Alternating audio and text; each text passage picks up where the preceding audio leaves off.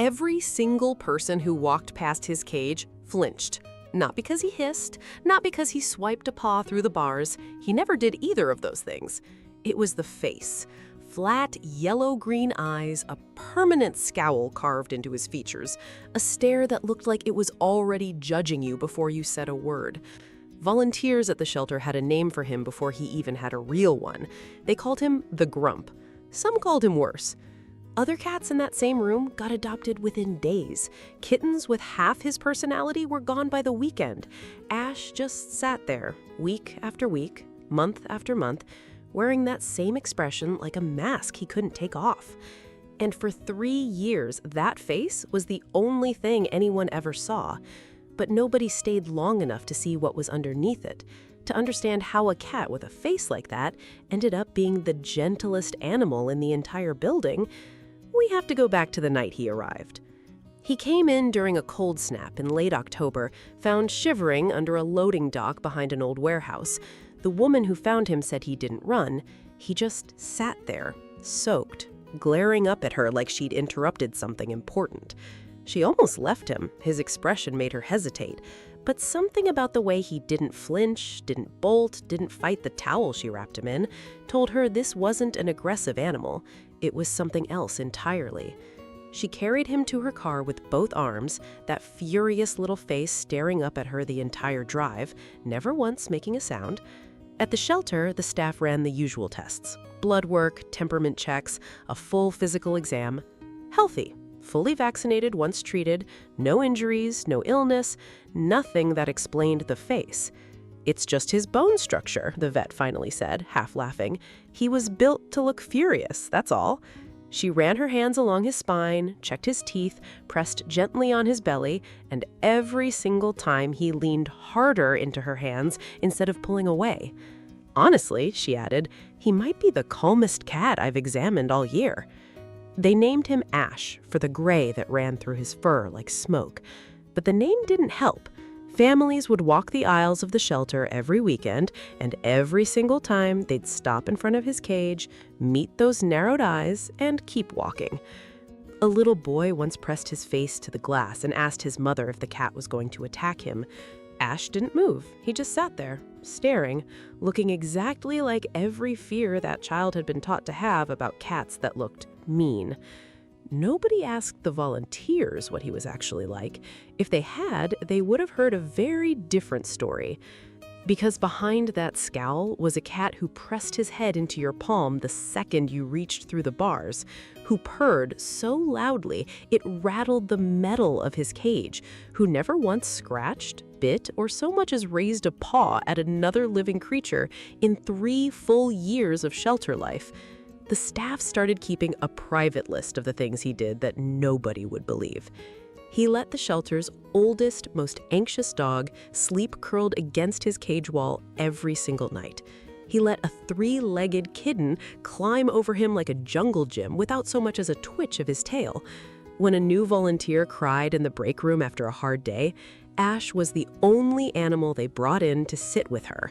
He climbed straight into her lap and stayed there for 2 hours, still scowling at the entire time.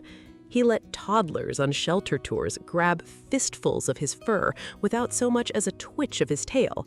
He was the only cat in the building that the staff trusted around every single foster animal that came through.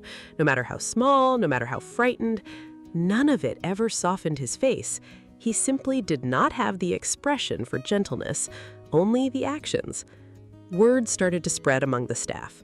Nobody adopts Ash because of his face, but everybody who spends 5 minutes with him ends up loving him more than any other animal in the building. Then, on a Thursday in late January, a man named Walter came in looking for a companion. He'd just lost his cat of 16 years and told the front desk he wanted, quote, something with personality. The volunteer walking him through the aisles almost skipped past Ash's cage by habit. Walter stopped anyway. He looked at that furious little face for a long moment. Then he laughed, out loud, right there in the aisle. Now that, he said, is a face that's seen some things.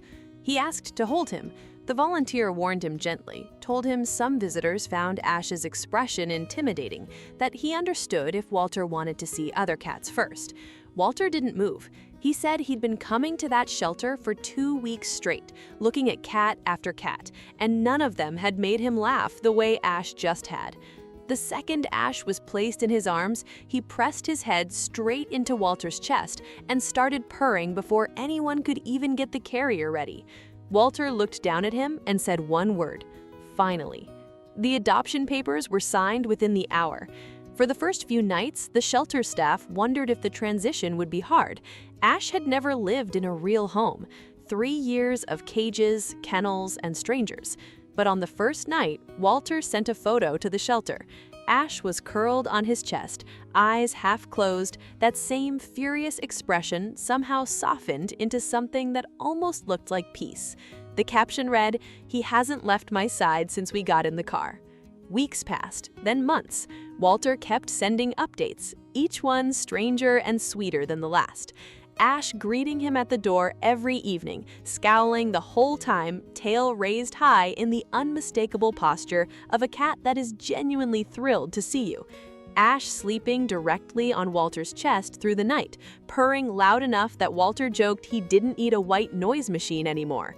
Ash sitting in the window each morning, glaring at the birds outside with an intensity that made Walter's neighbors laugh out loud when they saw him. One afternoon, Walter's granddaughter visited for the first time. She was 4 years old, and the second she saw Ash's face, she stopped dead in the doorway. Walter crouched beside her. "He looks mean," he told her gently, "but he has the softest heart of any creature I've ever met. Sometimes the ones who look the toughest need the most love, not the least." She reached out one small hand. Ash leaned into it immediately, purring so hard his whole body shook.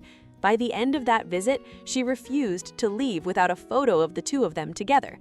Ash, scowling as fiercely as ever, tucked into the crook of her arm like he'd been waiting his whole life for exactly that moment.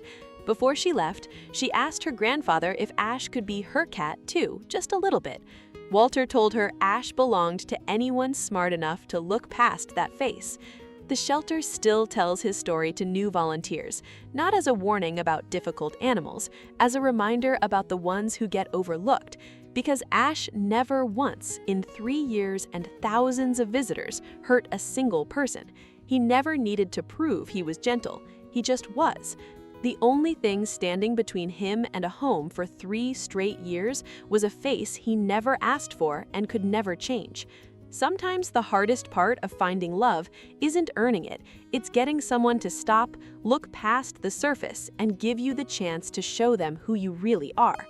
Would you have stopped at his cage or walked past him like everyone else did for 3 years? Tell me in the comments.